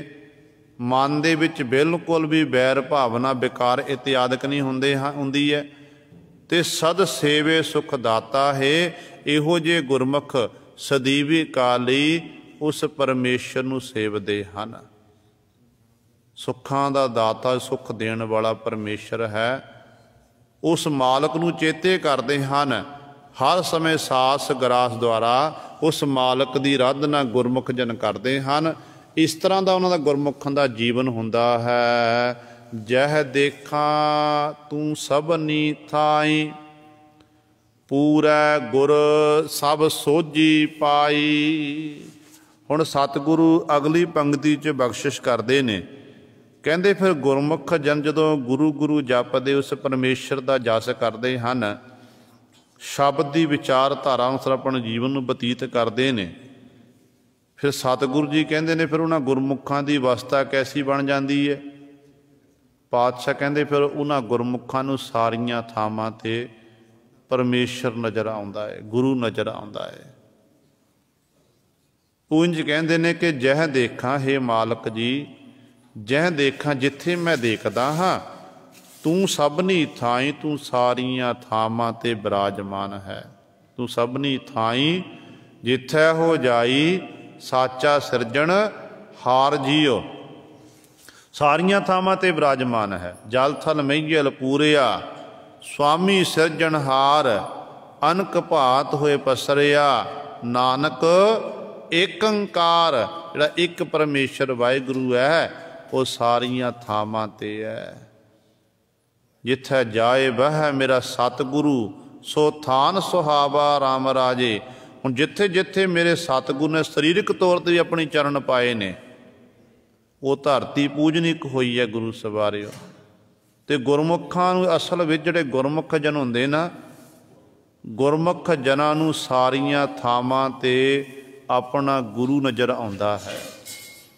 ये नहीं कि धार्मिक स्थानां ते आके जिथे जिवें हुण इस स्थान ते गुरु पातशाह दे मुबारक चरण पे ने, आपां गुरु ग्रंथ साहिब मत्था टेकदे हां, परिक्रमा करदे हां, मुबारक है। पर बहुत थोड़े ने जिहड़े ये महसूस करते ने कि गुरु कलगीधर पातशाह महाराज इत्थे हाज़र नाज़र है, प्रतख हाज़र। बाकी शरधा भावना रख के देखो, प्रेम दे सहित गुरु नूं चेते करो, गुरु पातशाह चरनां अरदास बेनती करो, तो बाकी गुरु हाज़र नाज़र है। दशमेश पिता महाराज जी लोड़ है भावना की। माता साहब देवा कौर जदों दशमेश पिता महाराज हजूर साहब की धरती की जोती जो समान लगे ना, ਤੇ ਮਾਤਾ ਸਾਹਿਬ ਦੇਵਾ ਕੌਰ ਕਹਿਣ ਲੱਗੇ ਕਿ ਪਾਤਸ਼ਾਹ ਜੀ ਮੈਨੂੰ ਵੀ ਆਪਣੇ ਨਾਲ ਲਿਜਾਣਾ ਕਰੋ। ਆਪ ਜੀ ਨੇ ਮੈਨੂੰ ਖਾਲਸੇ ਦੀ ਧਾਰਮਿਕ ਮਾਤਾ ਬਣਾਉਣਾ ਕੀਤਾ, ਤੇ ਸਤਿਗੁਰੂ ਮੇਰਾ ਆਪ ਜੀ ਤੋਂ ਬਿਨਾਂ ਜੀਵਨ ਦਾ ਨਿਰਵਾਹ ਕਿਵੇਂ ਹੋਵੇਗਾ? ਪਾਤਸ਼ਾਹ ਮੈਂ ਆਪ ਜੀ ਤੋਂ ਬਿਨਾਂ ਨਹੀਂ ਰਹਿ ਸਕਦੀ ਹਾਂ, ਇਸ ਕਰਕੇ ਸੱਚਖੰਡ ਮੈਨੂੰ ਵੀ ਨਾਲ ਲਿਜਾਣਾ ਕਰੋ। ਤੇ ਕਲਗੀਧਰ ਪਾਤਸ਼ਾਹ ਮਹਾਰਾਜ ਨੇ ਬਚਨ ਕੀਤੇ, ਕਹਿਣ ਲੱਗੇ ਕਿ ਤੁਹਾਡੀ ਹਾਲੇ ਪ੍ਰਾਲਬਧ ਅਨੁਸਾਰ ਉਮਰ ਬਾਕੀ ਹੈ। ਤੁਸੀਂ ਆਪਣੇ ਵੱਡੇ ਭੈਣ ਮਾਤਾ ਸੁੰਦਰ ਕੌਰ ਜੀ ਨਾਲ ਦਿੱਲੀ ਦੀ ਧਰਤੀ ਤੇ ਜਾਣਾ ਕਰੋ, ਉੱਥੇ ਜਾ ਕੇ ਰਹੋ, ਬਾਕੀ ਜੀਵਨ ਬਤੀਤ ਕਰੋ। ਕਹਿਣ ਲੱਗੀ ਕਿ ਪਾਤਸ਼ਾਹ ਮੇਰਾ ਤਾਂ ਨਿਤ ਦਾ ਨਿਯਮ ਹੈ, ਨਿਤ ਦਾ ਨਿਯਮ ਕਿ ਮੈਂ ਪਹਿਲਾਂ ਆਪ ਜੀ ਦੇ ਦਰਸ਼ਨ ਦੀਦਾਰੇ ਕਰਨੇ, ਫਿਰ ਸਤਿਗੁਰੂ ਜਲ ਪਾਣੀ ਇਤਿਆਦਿਕ ਛਕਣਾ ਹੈ। ਤੇ ਗੁਰੂ ਗੋਬਿੰਦ ਸਿੰਘ ਮਹਾਰਾਜ ਨੇ ਕਹਿੰਦੇ ਉਸ ਸਮੇਂ ਮਾਤਾ ਜੀ ਨੂੰ ਆਪਣੇ ਕੋਲੋਂ ਸ਼ਸਤਰ ਦੇਣਾ ਕੀਤੇ, ਤੇ ਸਤਿਗੁਰੂ ਕਹਿਣ ਲੱਗੇ ਸ਼ਸਤਰਾਂ ਦੀ ਪੂਜਾ ਕਰਨੀ ਹੈ, ਸ਼ਸਤਰਾਂ ਦੀ ਟਹਿਰ ਸੇਵਾ ਕਰਨੀ ਹੈ। ਜਦੋਂ ਤੁਹਾਡਾ ਮਨ ਕਰੇ ਨਾ ਕਿ ਅਸੀਂ ਸਾਹਿਬ ਦੇ ਦਰਸ਼ਨ ਦੀਦਾਰੇ ਕਰਨੇ ਨੇ, ਗੁਰੂ ਨੂੰ ਦੇਖਣਾ ਹੈ, ਗੁਰੂ ਦੇ ਦੀਦਾਰ ਕਰਨੇ ਹਨ, ਤੇ ਸਤਿਗੁਰੂ ਕਹਿਣ ਲੱਗੇ ਸ਼ਸਤਰਾਂ ਦੀ ਪੂਜਾ ਕਰਕੇ, ਸ਼ਸਤਰਾਂ ਦੇ ਸਨਮੁਖ ਬੈਠ ਕੇ ਸਾਨੂੰ ਚੇਤੇ ਕਰਨਾ, ਤੇ ਸ਼ਸਤਰਾਂ ਦੇ ਵਿੱਚੋਂ ਤੁਹਾਨੂੰ ਸਾਡੇ ਦਰਸ਼ਨ ਦੀਦਾਰੇ ਹੋਣਗੇ। ਕਿੰਨਾ ਸਤਿਕਾਰ ਸੀ।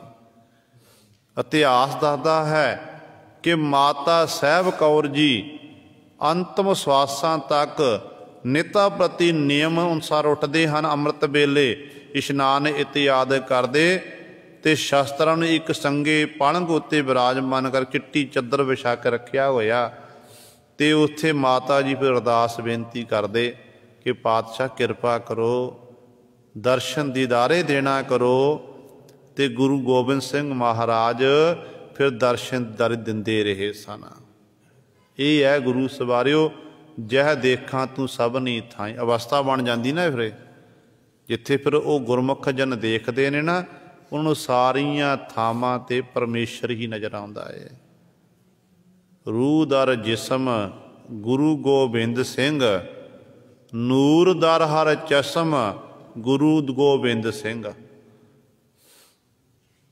ਭਾਈ ਨੰਦ ਲਾਲ ਜੀ ਲਿਖਦੇ ਨੇ ਕਿ ਰੂਹ ਦਰ ਜਿਸਮ ਗੁਰੂ ਗੋਬਿੰਦ ਸਿੰਘ, ਨੂਰ ਦਰ ਹਰ ਚਸ਼ਮ ਗੁਰੂ ਗੋਬਿੰਦ ਸਿੰਘ। ਜਿੰਨੀਆਂ ਰੂਹਾਂ ਨੇ, ਜਿੰਨੇ ਜਿਸਮ ਨੇ, ਜਿੰਨੇ ਸਰੀਰ ਨੇ ਸੰਸਾਰ ਦੇ ਵਿੱਚ, ਹਰ ਰੂਹ ਵਿੱਚ, ਹਰ ਸਰੀਰ ਦੇ ਵਿੱਚ ਭਾਈ ਸਾਹਿਬ ਜੀ ਕਹਿੰਦੇ ਮੈਨੂੰ ਗੁਰੂ ਗੋਬਿੰਦ ਸਿੰਘ ਮਹਾਰਾਜ ਨਜ਼ਰ ਆਉਂਦੇ ਨੇ, ਸਤਿਗੁਰ ਤੋਂ ਬਿਨਾਂ ਦੂਜਾ ਦਿਖਾਈ ਨਹੀਂ ਦੇ ਰਿਹਾ। ਨੂਰ ਦਰ ਹਰ ਚਸ਼ਮ, ਜਿੰਨੇ ਵੀ ਨੂਰ ਹਨ ਸੰਸਾਰ ਵਿੱਚ, ਜਿੰਨੇ ਵੀ ਚਸ਼ਮੇ ਹਨ, ਉਹਨਾਂ ਚਸ਼ਮਿਆਂ ਵਿੱਚ, ਉਹਨਾਂ ਨੂਰਾਂ ਦੇ ਵਿੱਚੋਂ ਮੈਨੂੰ ਧੰਨ ਗੁਰੂ ਗੋਬਿੰਦ ਸਿੰਘ ਮਹਾਰਾਜ ਦਿਖਦੇ ਨੇ। ਹੇ ਸਤਿਗੁਰੂ, ਆਪ ਤੋਂ ਬਿਨਾਂ ਦੂਜਾ ਕੋਈ ਦਿਖਾਈ ਨਹੀਂ ਦੇ ਰਿਹਾ। ਇਹ ਹੈ ਗੁਰੂ ਸਵਰੇ ਭਾਵਨਾ, ਇਹ ਹੈ ਜੈ ਦੇਖਾਂ ਤੂੰ ਸਭਨੀ ਥਾਈਂ। ਜਿੱਧਰ ਦੇਖਦੇ ਨੇ ਉਹਨਾਂ ਨੂੰ ਸਾਰੀਆਂ ਥਾਵਾਂ ਤੇ ਉਹ ਮਾਲਕ ਨਜ਼ਰ ਆਉਂਦਾ, ਮਾਲਕ ਦਿਖਾਈ ਦਿੰਦਾ ਹੈ। ਤੂੰ ਮਾਲਕ ਜੀ ਸਾਰੀਆਂ ਥਾਵਾਂ ਤੇ ਵਿਰਾਜਮਾਨ ਹੈ, ਪੂਰਾ ਗੁਰ ਸਭ ਸੋਝੀ ਪਾਈ। ਪਰ ਇਹ ਸੋਝੀ ਕਿੱਥੋਂ ਪ੍ਰਾਪਤ ਹੋਈ ਹੈ, ਕਿੱਥੋਂ ਗਿਆਨ ਪ੍ਰਾਪਤ ਹੋਇਆ? ਆਪਾਂ ਵੀ ਦੇਖਦੇ ਹਾਂ, ਪਰ ਆਪਾਂ ਬਾਹਰ ਨੇਤਰਾਂ ਨਾਲ ਦੇਖ ਰਹੇ ਹਾਂ। ਤੇ ਉਹਨਾਂ ਗੁਰਮੁਖਾਂ ਦੇ ਅੰਤਰੀਵ ਨੇਤਰ ਖੁੱਲ੍ਹੇ ਨੇ। ਅੰਤਰੀਵ ਨੇਤਰ ਕਿਹਨੇ ਖੋਲ੍ਹਣਾ ਕੀਤੇ ਨੇ? ਗੁਰੂ ਨੇ ਖੋਲ੍ਹਣਾ ਕੀਤੇ। ਪੂਰੇ ਗੁਰੂ ਨੇ ਸੋਝੀ ਬਖਸ਼ਿਸ਼ ਕੀਤੀ ਸ਼ਬਦ ਦੇ ਰਾਹੀਂ, ਗੁਰੂ ਦੇ ਸ਼ਬਦ ਰਾਹੀਂ ਅੰਤਰੀਵ ਨੇਤਰ ਖੁੱਲ੍ਹੇ। ਜਦੋਂ ਫਿਰ ਨਾਮ ਬਾਣੀ ਦਾ ਅਭਿਆਸ ਕੀਤਾ ਤੇ ਗੁਰੂ ਨੇ ਫਿਰ ਅਵਸਥਾ ਬਣਾ ਦਿੱਤੀ ਕਿ ਸਾਰੀਆਂ ਥਾਵਾਂ ਤੇ ਗੁਰੂ ਨਜ਼ਰ ਆਉਣ ਲੱਗ ਪਿਆ, ਸਾਰੀਆਂ ਥਾਵਾਂ ਤੇ ਪਰਮੇਸ਼ਰ ਨਜ਼ਰ ਆਉਣ ਲੱਗ ਪਿਆ। ਇਹੋ ਜੀ ਫਿਰ ਅਵਸਥਾ ਗੁਰੂ ਦੀ ਕਿਰਪਾ ਨਾਲ ਬਣੀ ਹੈ। ਤੇ ਜਦੋਂ ਗੁਰੂ ਕਿਰਪਾ ਕਰਦਾ ਉਦੋਂ ਫਿਰ ਗੁਰੂ ਸਵਰੇ ਰਹਿਮਤਾਂ ਹੁੰਦੀਆਂ ਨੇ। ਇੱਕ ਗੱਲ ਯਾਦ ਰੱਖਿਓ, ਗੁਰੂ ਤੋਂ ਬਿਨਾਂ ਆਪਾਂ ਕੁਝ ਵੀ ਨਹੀਂ ਕਰ ਸਕਦੇ ਹਾਂ। ਜਿੰਨੀ ਮਰਜ਼ੀ ਆਪਾਂ ਭਜਨ ਬੰਦਗੀ ਕਰ ਲਈਏ, सिमरन कर लीए, पर जे गुरु की गल मनण लई आपां तैयार नहीं होए ना, तो सानू गुरु पातशाह दीयां खुशियां नसीब नहीं होणीआं हन। साडी हालत पता कैसी है, जिवें एक बच्चा अपने माता पिता नूं कहंदा हाँ जी माता जी, हाँ जी पिता जी, मम्मी जी, डैडी जी, जी शब्द लाउंदा ना, जी शब्द ला के बोलदा, ते मापे बड़े खुश कि साडा बच्चा बड़ा आग्याकारी है। हाँ जी दादा जी, दादे नूं भी जी करके बोलना, बड़ा आग्याकारी है, बड़े खुश ने। पर दादे ने जब पिता ने मंगिया जल, बजुर्ग हो गए, मंगिया जल पीण लई कि पुत्त मैनूं पानी दा गिलास दे। अगों बच्चा आखे कि हाँ जी दादा जी, हाँ जी पिता जी, पानी दा गिलास फड़ावे ना। दूजी बारी फिर आखे कि पुत्र मैनूं प्यास लगी है, पानी दा गिलास दे। ते अगों फिर आख देवे कि जी दादा जी, जी पिता जी। फिर अखीर ते फिर दादा जा पिता गुस्से च बोलदा कि जी जी शब्द बोली जा रहे आ, मैं प्यासा मारे तेरे पासों पानी मंगदा, जी शब्द कहण दा की फायदा। फिर यही हालत साडी हो गई है। आपां गुरु गुरु तो आखी जा रहे हैं, पर गुरु की गल मनण लई तैयार नहीं हाँ। एक विद्वान ने बड़ा सोहना लिखना कीता है, कहते ने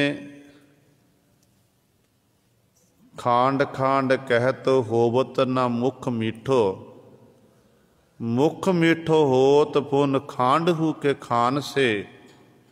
पानी पानी कहत जावत ना प्यास ताहे, जावत है प्यास पुन पानी के पिलान से।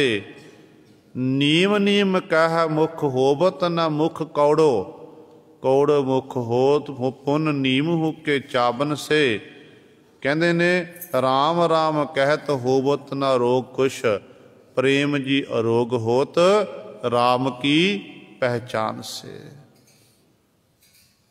कि मुखों कही जाइए पानी पानी, पानी का गिलास भरिया पिया, जग पिया सामने, टेबल उत्ते पिया है, प्यास लगी है, तो आप आखिए कि पानी पानी पानी, कि साड़ी प्यास बुझ जाएगी? नहीं, प्यास उदों बुझनी है जदों असी उस गिलास नूं चुक के बुल्लां नाल ला के अंदर लैके जावांगे।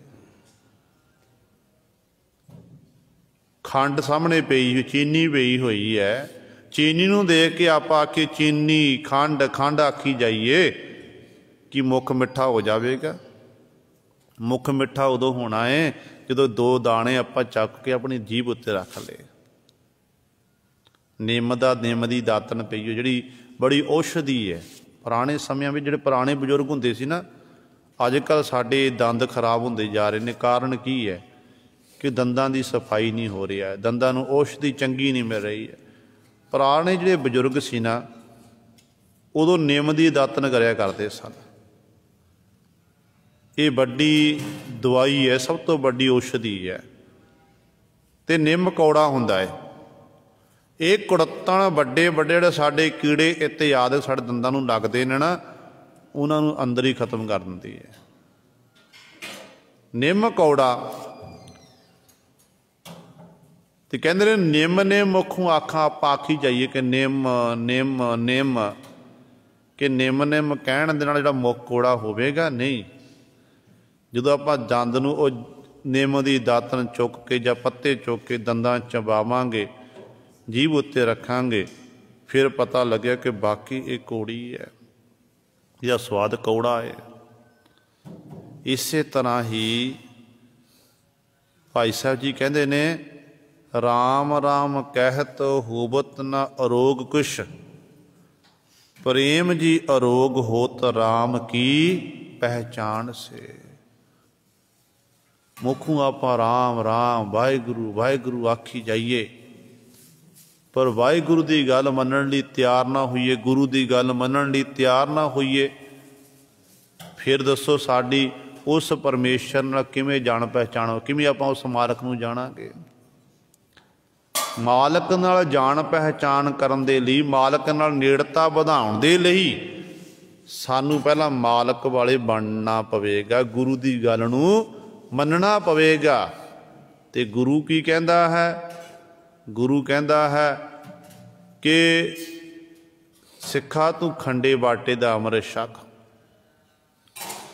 गुरु कहता कि सुर नार मुन जन अमृत खोज दे, सो अमृत गुर ते पाया। पाया अमृत गुर किरपा कीनी, सच्चा मन बसाया। ये गुरु कह रहा। गुरु कहता है पियो पाहुल खंड धार, होए जन्म सहेला। वाहो वाहो गोबिंद सिंह, आपे गुर चेला। ये गुरु कह रहा है कि भाई अमृत छक, गुरु वाला बन। गुरु वाला बन के फिर तू रहत विच परपक्क रह, गुरु की गल मनण लई तैयार हो। ये भी नहीं कि आप अमृत छक लिया मुड़ के आप गुरु की दसी हुई मर्यादा अनुसार अपने जीवन बतीत करिए, फिर भी गल नहीं बननी है। फिर तो साडा एक तरह जिमें गुरु नानक साहब महाराज ने पहले जामे च जनेऊ का खंडन किया सी ना, जनेऊ का। सतगुरु कहते दया कपा संतूक सोत, जत गंढी सत बट, एहो जनेऊ जी का ही ता पांडे कत। हरदयाल प्रोत नूं सतगुरु उपदेश देना किया, पर माफ़ करना जे अज सतगुरु गुरु नानक साहब महाराज सरीरक तौर पर संसार च हुंदे, खंडे बाटे का अमृत छकिया, पंजां ककारां दी वर्दी आपां पहनी हुई है, जे साडे कोल बाणी नहीं, आपां नितनेम नहीं करते, रहत विच परपक्क नहीं हाँ, तो गुरु नानक पातशाह ने साडे लई भी ये शब्द वरतना सी, ते साडा भी ये जनेऊ जिहड़े निशान ने ना जनेऊ रह जाने सन। इस करके कल्ली इस पंजां ककारां दी वर्दी जिहड़ी है ये साडी यूनीफॉर्म वर्दी है, ये साडा दाखला होया है। बाकी जिहड़ी आपां कमाई करनी है वो पंज बण नित ने, अमृत वेले उठना, चार बजर कहतन तो बच के रहना, इस तरह अपने जीवन नूं बतीत करना, फिर गुरु सवारे साडे अगे जिहड़े ने आपां पास होवांगे, साडे नंबर चंगी साडे जाणगे। पर बहुत तदार दे विच साडी हालत इहो जी हो चुकी है, ये खंडे बाटे दा अमृत छकिया है, तू ना घरां दे जपजी साहिब दा पाठ भी नहीं हुंदा। दसो कित्थों गुरु दीयां खुशियां मिलनियां ने? फिर इहदे नाल ना ही छको। जे अमृत छकिया तो जपजी साहिब दा पाठ नहीं कर रहे, इहदे नाल फिर ना ही छको, क्यों लोड़ है छकण दी? सारियां धर्म तो उल्ट कर्म करी जा रहे, वो काम करते जिहड़े गुरु पातशाह जी सानू कह रहे हैं कि ये सिखा तो ये काम नहीं करने, वो काम भी करी जा रहे हैं। इंज गुरु दीयां खुशियां नहीं मिलनियां।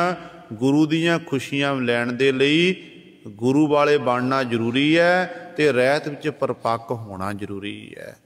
तो सतगुरु कहंदे ने जह देखा तू सबनी थाई, जिथे मैं देखदा हाँ तू सारियां थावां ते। कहंदे ये सोझी कित्थों मिली है?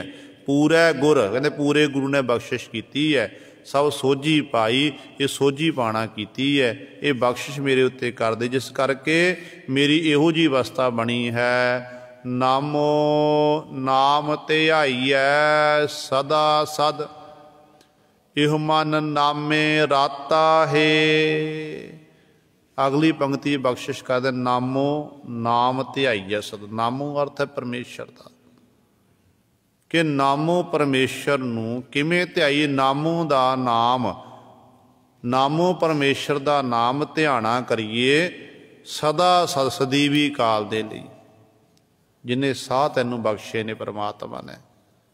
हरेक साह दे राही उस मालक दे नाम नूं ध्याना कर। कहते जो इस तरह ध्यावेगा फिर की होवेगा? इहो मन नामे राता है। जिहड़ा ये तेरा मन है ना, इधर उधर दौड़िया भजिया फिरदा है, कहते ये नाम दे विच ये मन राता है, तदाकार हो जावेगा, मस्त हो जावेगा। नामे राता पवित शरीरा, बिन नावै डूब मुए बिन नीरा। नाम विच रत्ते तदाकार होण दे नाल सतगुरु की हुंदा है? ते पातशाह कहंदे ओ शरीर फिर पवित्र हो जाता है। ਹੁਣ ਇਹ ਨਹੀਂ ਆਪਾਂ ਤਨ ਨੂੰ ਧੋ ਕੇ ਆਪਾਂ ਸਰੀਰ ਨੂੰ ਪਵਿੱਤਰ ਨਹੀਂ ਕਰ ਸਕਦੇ ਆ। ਸਤਿਗੁਰੂ ਨੇ ਇੱਥੋਂ ਦਾ ਗੱਲ ਮੁਕਾ ਦਿੱਤੀ ਕਿ ਸੁੱਚੇ ਇਹ ਨਾ ਆਖੀਆਂ ਬਹਿਣ ਜੇ ਪਿੰਡਾ ਧੋਏ, ਸੁੱਚੇ ਸਈ ਨਾਨਕਾ ਜਿਨ ਮਨ ਬਸਿਆ ਸੋਏ। ਠੀਕ ਹੈ, ਸਰੀਰ ਦੀ ਸਫਾਈ ਦੇ ਲਈ ਤਨ ਦੀ ਪਵਿੱਤਰਤਾ ਜ਼ਰੂਰੀ ਹੈ, ਸਾਨੂੰ ਇਸ਼ਨਾਨ ਕਰਨਾ ਚਾਹੀਦਾ ਹੈ। ਪਰ ਜੇ ਸੋਚੇ ਕਿ ਤਨ ਦੀ ਪਵਿੱਤਰਤਾ ਦੇ ਨਾਲ ਸਾਡਾ ਮਨ ਪਵਿੱਤਰ ਹੋ ਜਾਵੇਗਾ, ਨਹੀਂ ਗੁਰੂ ਸਵਾਰਿਓ, ਮਨ ਨੂੰ ਪਵਿੱਤਰ ਕਰਨ ਦੇ ਲਈ ਸਾਨੂੰ ਸਤਿਗੁਰ ਦੀ ਬਾਣੀ ਦਾ ਸਹਾਰਾ ਲੈਣਾ ਪਵੇਗਾ। ਭਾਂਡੇ 'ਚ ਦੁੱਧ ਪਾਉਣਾ ਨਾ, ਪਹਿਲਾਂ ਭਾਂਡੇ ਨੂੰ ਚੰਗੀ ਤਰ੍ਹਾਂ ਸਾਫ਼ ਕੀਤਾ ਜਾਂਦਾ ਹੈ। ਜੇ ਭਾਂਡਾ ਖੁਆਰ ਹੋਵੇ ਨਾ, ਭਾਂਡੇ ਨੂੰ ਜੂਠ ਲੱਗੀ ਹੋਵੇ, ਭਾਂਡਾ ਮੈਲਾ ਹੋਵੇ, ਦੁੱਧ ਪਾ ਦਈਏ ਤੇ ਉਹ ਦੁੱਧ ਖੁਆਰ ਹੋ ਜਾਂਦਾ। ਤੇ ਇਸੇ ਤਰ੍ਹਾਂ ਗੁਰੂ ਦਾ ਜਿਹੜਾ ਉਪਦੇਸ਼ ਹੈ ਨਾ, ਇੱਕ ਤਰ੍ਹਾਂ ਇਹ ਦੁੱਧ ਹੀ ਨਿਆਈ ਹੈ। ਸਾਡਾ ਅੰਤःਕਰਣ ਦਾ ਭਾਂਡਾ ਹੈ, ਇਹ ਵਿਸ਼ੇ ਵਿਕਾਰਾਂ ਦੀ ਮੈਲ ਨਾਲ ਲਿਬੜਿਆ ਹੋਇਆ ਬੜਾ ਮੈਲਾ ਹੈ। ਤੇ ਗੁਰੂ ਦਾ ਉਪਦੇਸ਼ ਰੂਪੀ ਦੁੱਧ ਵਿੱਚ ਪਾਈਏ ਤੇ ਉਹ ਜਿਹੜਾ ਦੁੱਧ ਹੈ ਉਹ ਖੁਆਰ ਹੋ ਜਾਵੇਗਾ। ਬਾਹਰੋਂ ਤਾਂ ਆਪਾਂ ਸਰੀਰ ਰੂਪੀ ਭਾਂਡੇ ਨੂੰ ਚੰਗੀ ਤਰ੍ਹਾਂ ਮਾਂਜ ਲੈਂਦੇ ਹਾਂ, ਸਾਬਣ ਲਾ ਲਾ ਕੇ ਧੋ ਲੈਂਦੇ ਹਾਂ, ਅੰਦਰ ਤੱਕ ਸਾਡੇ ਹੱਥ ਨਹੀਂ ਪਹੁੰਚਦੇ, ਅੰਦਰ ਤੱਕ ਹੱਥ ਨਹੀਂ ਪਹੁੰਚ ਰਹੇ, ਅੰਦਰ ਤਾਂ ਉਸੇ ਤਰ੍ਹਾਂ ਮੈਲ ਖਲੋਤੀ ਹੈ। ਜਿਨ੍ਹਾਂ ਦੇ ਅੰਦਰ ਤੱਕ ਹੱਥ ਪਹੁੰਚੇ ਨੇ ਨਾ, ਉਹਨਾਂ ਨੇ ਫਿਰ ਚੰਗੀ ਤਰ੍ਹਾਂ ਆਪਣੇ ਅੰਤःਕਰਣ ਰੂਪੀ ਭਾਂਡੇ ਨੂੰ ਸਾਫ਼ ਕਰ ਲਿਆ, ਫਿਰ ਗੁਰੂ ਦਾ ਉਪਦੇਸ਼ ਰੂਪੀ ਦੁੱਧ ਵਿੱਚ ਪਾਇਆ ਤੇ ਦੁੱਧ ਵਿੱਚ ਸਮਾ ਗਿਆ। ਗੁਰੂ ਦਾ ਉਪਦੇਸ਼ ਕੈਸਾ ਹੈ? ਗੁਰੂ ਦਾ ਉਪਦੇਸ਼ ਜਿਹੜਾ ਹੈ ਇੱਕ ਦੁੱਧ ਦੀ ਨਿਆਈ ਹੈ। ਜਾਂ ਇੰਝ ਕਹਿ ਦਈਏ ਕਿ ਜਿਵੇਂ ਸ਼ੇਰਨੀ ਦਾ ਦੁੱਧ ਹੈ ਨਾ, ਉਹ ਸੋਨੇ ਦੇ ਭਾਂਡੇ 'ਚ ਟਿਕਦਾ ਹੈ। ਸ਼ੇਰਨੀ ਦਾ ਸੋਨੇ ਦੇ ਭਾਂਡੇ ਦੀ ਕਹਾਵਤ ਹੈ, ਜੇ ਆਪਾਂ ਹੋਰ ਭਾਂਡੇ 'ਚ ਪਾਈਏ ਉਸ 'ਚ ਟਿਕਦਾ ਨਹੀਂ ਹੈ, ਖੁਆਰ ਹੋ ਜਾਂਦਾ ਹੈ। ਤੇ ਗੁਰੂ ਦਾ ਉਪਦੇਸ਼ ਕੀ ਹੈ? ਸ਼ਬਦ ਕੀ ਹੈ? ਇੱਕ ਸੋਨੇ ਦੇ ਭਾਂਡੇ ਦੀ ਨਿਆਈ। ਜਦੋਂ ਆਪਾਂ ਗੁਰੂ ਦਾ ਉਪਦੇਸ਼ ਰੂਪੀ ਦੁੱਧ ਵਿੱਚ ਪਾਵਾਂਗੇ ਤੇ ਆਪਣੇ ਅੰਤःਕਰਣ ਨੂੰ ਸਾਨੂੰ ਸੋਨੇ ਦਾ ਭਾਂਡਾ ਬਣਾਉਣਾ ਪਵੇਗਾ। ਸੋਨੇ ਦਾ ਭਾਂਡਾ ਕਿਵੇਂ ਬਣਨਾ ਹੈ? ਜਿਉਂ-ਜਿਉਂ ਆਪਾਂ ਹੱਥਾਂ ਨਾਲ ਟਹਿਰ ਸੇਵਾ ਕਰਦੇ ਜਾਵਾਂਗੇ, ਮੁੱਖ ਦੇ ਰਾਹੀਂ ਵਾਹਿਗੁਰੂ ਵਾਹਿਗੁਰੂ ਜਪਦੇ ਜਾਵਾਂਗੇ, ਧਰਮ ਦੇ ਨਿਮਿੱਤ ਕਰਮ ਕਰਾਂਗੇ, ਤੇ ਜਿਉਂ-ਜਿਉਂ ਆਪਾਂ ਅਭਿਆਸ ਕਰਦੇ ਜਾਵਾਂਗੇ ਤਿਉਂ-ਤਿਉਂ ਸਾਡਾ ਅੰਤःਕਰਣ ਜਿਹੜਾ ਹੈ ਇਹ ਸੋਨੇ ਦਾ ਭਾਂਡਾ ਬਣ ਜਾਵੇਗਾ। ਸ਼ੁੱਧ ਸੋਨਾ ਕੀ ਹੈ? ਸ਼ੁੱਧ ਹੈ, ਸੋਨੇ ਵਿੱਚ ਮਿਲਾਵਟ ਨਹੀਂ, ਤੇ ਸੋਨਾ ਸ਼ੁੱਧ ਹੈ। ਇਸੇ ਤਰ੍ਹਾਂ ਹੀ ਫਿਰ ਜਦੋਂ ਉਹਦੇ ਉਪਦੇਸ਼ ਰੂਪੀ ਦੁੱਧ ਪਾਵਾਂਗੇ ਤੇ ਅੰਦਰ ਟਿਕ ਜਾਵੇਗਾ, ਉਹ ਕਦੇ ਖੁਆਰ ਨਹੀਂ ਹੋਵੇਗਾ। ਫਿਰ ਉਹ ਜੀਵ ਹੈ ਅੰਦਰੋਂ ਵੀ ਪਵਿੱਤਰ ਹੈ ਤੇ ਬਾਹਰੋਂ ਵੀ ਪਵਿੱਤਰ ਹੁੰਦਾ ਹੈ। ਆਪਾਂ ਬਾਹਰੋਂ ਪਵਿੱਤਰ ਹਾਂ ਪਰ ਅੰਦਰੋਂ ਸਾਡੇ ਗੁਰੂ ਸਵਾਰਿਓ ਮੈਂ ਪਾਪਾਂ ਦੀ ਮੈਲ ਹੈ, ਵਿਕਾਰਾਂ ਦੀ ਮੈਲ ਹੈ। ਤੇ ਪਾਤਸ਼ਾਹ ਕਹਿੰਦੇ ਨੇ, ਇਸ ਮਨ ਕੋ ਜਨਮ ਜਨਮ ਕੀ ਮਲ ਲਾਗੀ, ਕਾਲਾ ਹੁਆ ਸਿਆਹੋ ਖਨਲੀ ਧੋਤੀ ਉਜਲੀ ਨਾ ਹੋਵੇ, ਜੇ ਸੋ ਧੋਵਣ ਪਾਹੋ। ਚਾਹੇ ਹਜ਼ਾਰਾਂ ਵਾਰੀ ਕਹਿੰਦੇ ਸੈਂਕੜੇ ਵਾਰੀ ਆਪਾਂ ਇਸ ਅੰਤःਕਰਣ ਨੂੰ ਧੋਣ ਦੀ ਕੋਸ਼ਿਸ਼ ਕਰੀਏ, ਕਹਿੰਦੇ ਨੇ ਫਿਰ ਇਹ ਧੋਤਾ ਨਹੀਂ, ਜਾਂ ਤੀਰਥਾਂ ਉੱਤੇ ਧੋਤਾ ਨਹੀਂ ਜਾਵੇਗਾ। ਕੋਲੂ ਵਾਲੀ ਲੀਰ ਵਾਲੀ ਹਾਲਤ ਹੈ ਇਸ ਮਨ ਦੀ। ਇਹਨੂੰ ਧੋਣ ਦਾ ਇੱਕੋ ਇੱਕ ਤਰੀਕਾ ਹੈ, ਭਰੀਆ ਮਤ ਪਾਪਾ ਕਾ ਸੰਗ, ਉਹ ਧੋਪੈ ਨਾਵੈ ਕੈ ਰੰਗ। ਨਾਮ ਰੂਪੀ ਰੰਗ ਨਾਲ ਗੁਰੂ ਸਵਾਰੇ ਉਹ ਧੋਤੀ ਜਾਵੇਗੀ। ਜੇ ਅਸੀਂ ਨਾਮ ਬਾਣੀ ਦਾ ਅਭਿਆਸ ਕਰਾਂਗੇ, ਆਪਣੇ ਆਪ ਸਾਡਾ ਬਾਹਰੋਂ ਵੀ ਪਵਿੱਤਰ ਹੋ ਜਾਵੇਗਾ ਤੇ ਅੰਦਰੋਂ ਵੀ ਪਵਿੱਤਰ ਹੋ ਜਾਵੇਗਾ। ਉਹੋ ਜਿਹਾ ਸਰੀਰ ਫਿਰ ਸਤਿਗੁਰ ਦੇ ਦਰ 'ਤੇ ਪ੍ਰਵਾਨ ਹੈ। ਤੇ ਪਾਤਸ਼ਾਹ ਕਹਿੰਦੇ ਨੇ, ਨਾਮੇ ਰਾਤਾ ਪਵਿੱਤ ਸਰੀਰਾ। ਜਿਹੜਾ ਨਾਮੇ ਵਿੱਚ ਰਾਤਾ ਤਦਾਕਾਰ ਹੈ, ਉਹ ਸਰੀਰ ਪਵਿੱਤਰ ਹੈ।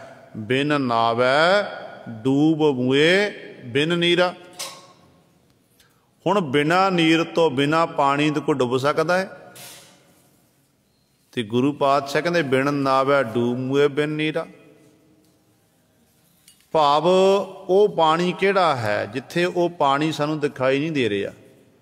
ਨਦੀ ਹੈ, ਦਰਿਆ ਹੈ, उस पानी नूं आपां देखदे हां, उहनूं देख के आपां खलो जावां, नहीं।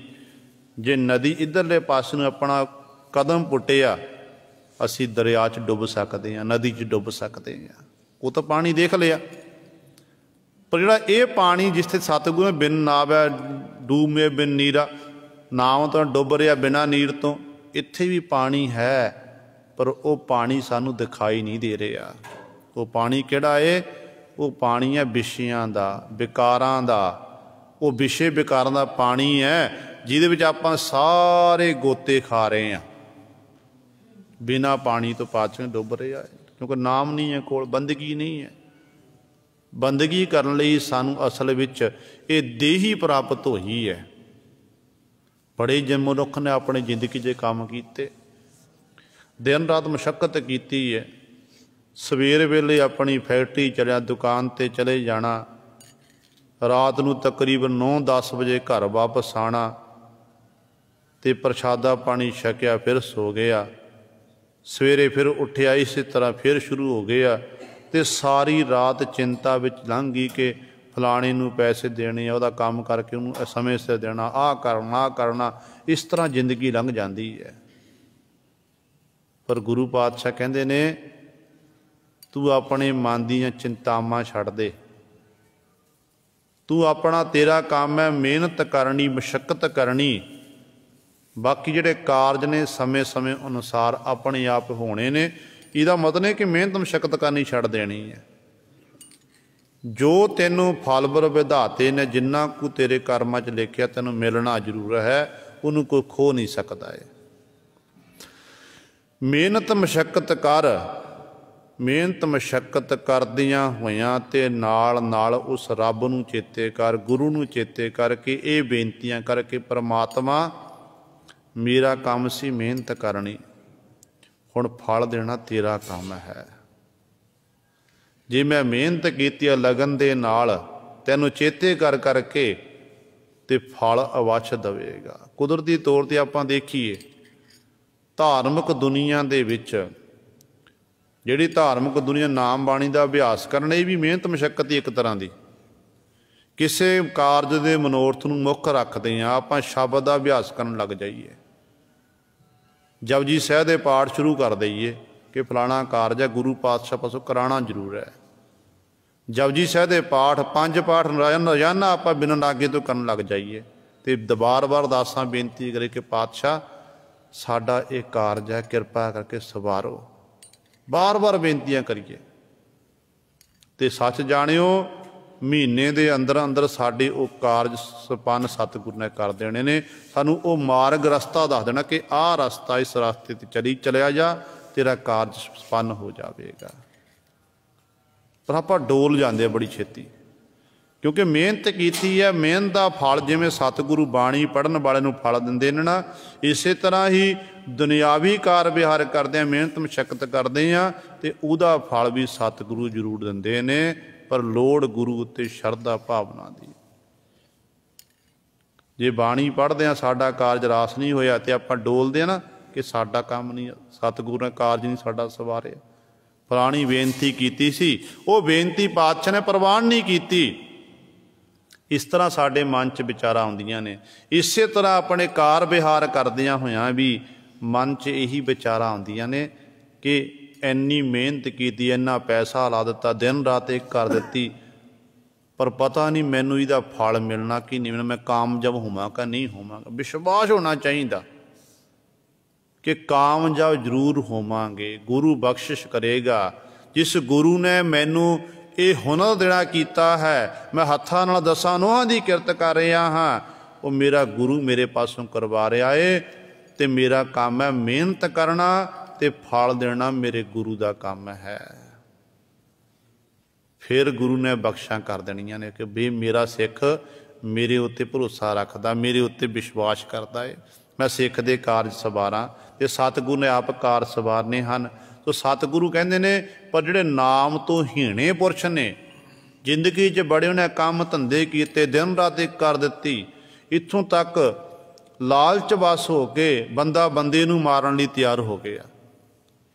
देखो अपनियां दुकानां ने, ਕਾਰ ਵਿਹਾਰ ने, कोई फैक्ट्री चला रहा, कोई दुकानदारी कर रहा है, जदों दुकान नूं वधाउंदे ने, फैक्ट्री वधाई जाती है तो बड़े बड़े ताले लाए जाते हैं, जिंदरे मारे जाते हैं, कैमरे लगे हुए हैं। अजकल तो समा इहो जिहा आ गया है कि जिंदरे तोड़ के लोग चोरियां करी जा रहे हैं, तो लोगों ने अपन दुकानों उत्ते कैमरे फिट किए हैं ताकि जिहड़ा चोर है चोरी करन आवे तो कैमरे अंदर कैद हो जाए। हुण ये जिंदरे ताले किहदे लई मारना कीते ने? कि पशु डंगरां लई मारना कीते ने?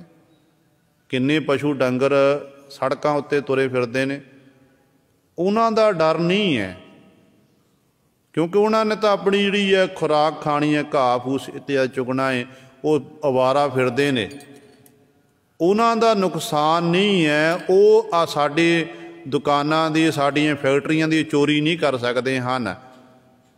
ये जिंदरे मनुख ने मनुख तो डरदे ने मारना कीते ने, क्योंकि लालच बस हो के मनुख की मत मारी गई है। मनुख मनुख तो डर रहा कि मेरा फलाना, क्यों किसी के मन का कोई पता नहीं कदों मन बेईमान हो जाना है। मनुख मनुख तो डरदा होया चंगी तरह अपने घर नूं जदों घरों बाहर जाता है तो चंगी तरह घर नूं चारों पासे बंद करता है, खिड़कियां दरवाजे इत्यादि बंद करके लॉक करके जाता है, ताकि चोर चक्का कोई चोरी ना कर लवे। है तो चोर करने वाला चोर, जिहड़ा चोरी चोर है, जिहड़ा चोरी करना वो भी मनुख है, तो तू भी मनुख है। मनुख मनुख तो डरिया ना, तो इहो जिहा साडी हालत हो गई है। ये है डूब मुए बिन नीरा, बिना नीर तो बिना पानी तो डुब रहे ने, क्योंकि नाम नहीं है कोल, बंदगी नहीं है। जिन्हां दे कोल बंदगी है ना, परमात्मा की इबादत करते, बंदगी करते, धर्म के निमित्त कर्म करते हैं, उन्हां दे सब तो पहला ये गल चेते आउंदी कि साडा गुरु कहंदा है कि चोर की हामा भरे ना कोए, चोर किया चंगा क्यों होए। ये साडा गुरु कह रहा है। तो गुरु ने आखिया कि चोरी करना पाप है। गुरु ने आखना कीता है कि भाई जिहड़े ये तू अपने कार विहार करदा, कार विहार कर, पर नाल नाल मैनूं चेते करना कर। तो जदों इस तरह फिर गुरु नूं चेते करदा तो गुरु बख्शा कर दिंदा है। पर जे नाम नहीं है, बंदगी नहीं है, बंदगी तो बिना फिर विषय विकारां रूपी जिहड़ा नीर है, जिहड़ा दिखाई नहीं दे रहा है, बिना नीर तो बिना पानी तो, कहंदे इस तरह ये जीव डुबदा जा रहा है। आवह जावह नाम नहीं बूझह, इक ना गुरमुख शब्द पछाता है। गुरु पातशाह जी बख्शिश करते हैं, कहते मानवक जीव संसार में जन्म लैके आ गया, फिर मन दियां मर्जियां कीतियां, स्वासां रूपी पूंजी नूं अजाई गवा दिता, फिर हालत कैसी हो गई, कहंदे फिर जावे मर के चलिया गया। इस तरह सिलसिला ला रही है, जारी है। नाम नहीं बूझै, परमेश्वर के नाम नूं बुझ नहीं सकिया, जान नहीं सकिया, बार बार जमदा रहा, मरदा रहा, इस तरह अपना जीनो जन्म व्यर्थ गवा दिता। पर कहते एक ना गुरमुख शब्द पछाता है। उन्हां दे विचों एक कहते इहो जिहा गुरमुख है जी, जिहड़े गुरु के सन्मुख रहण वाले, जिन्हें गुरु की शरण तकना की है, वो गुरु के शब्द दे लड़ लग्या। शब्द दे लड़ लग के उन्हें गुरमुख बन के गुरु के शब्द का अभ्यास किया। छे शब्द के राही ही परमेश्वर नूं पछाता है, परमेश्वर नूं जानना कीता, परमेश्वर विच एकमिक होया है। उहदे उत्ते फिर सतगुरु महाराज ने, अकाल पुरख वाहिगुरु ने अपार बख्शिश रहमत की है। ये गुरु सवारे पातशाह जी ने साडे उत्ते बख्शिश की है। 13 बंदा तक पातशाह ने विचार करवाई है। बाकी